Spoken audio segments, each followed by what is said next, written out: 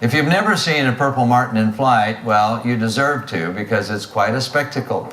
It's a bird that a lot of people are concerned about in Minnesota, but we found just a whole bunch of them going south. When autumn comes to Minnesota, ducks do it, robins do it, most birds do it. They migrate, they leave. But no bird gathers to fly south in such a spectacular fashion as these purple martins all. A moment in nature to behold.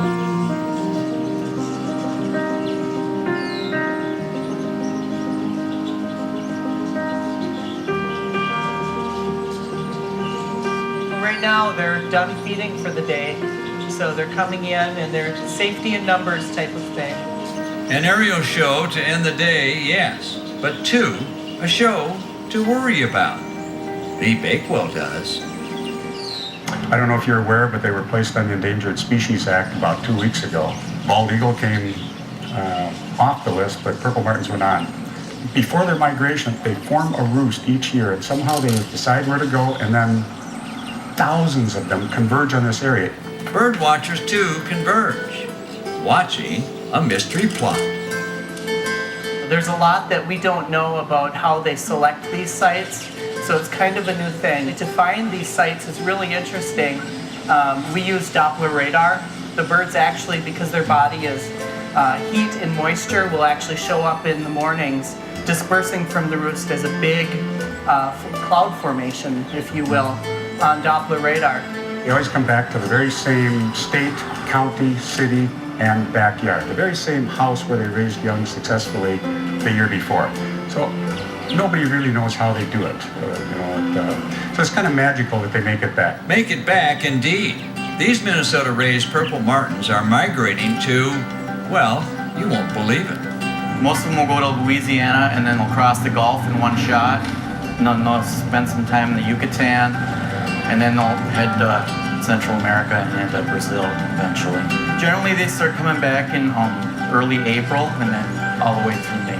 But when they return to Minnesota, trouble lurks for purple martins. The thing that amazes me is that if it weren't for humans, they would probably become extinct. Now, how many other animals can you say that about? The people-provided housing is a necessity for them. So if they don't have the housing, they die out. Birds have decreased by about 80% since the 1960s, and that's according to the breeding bird survey data.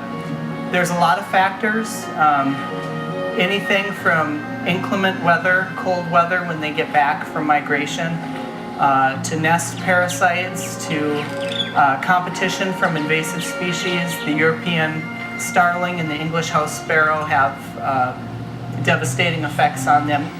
Which is why these folks created a Minnesota purple martin working group. We have about 300 people on the list, I think. Purple martins are a very unique species. They depend upon humans for their nesting now. And that's kind of a tradition that has started with the Native Americans in the southeast part of the U.S., providing hollowed out gourds for them. And the birds they now nest in gourds and large wooden houses.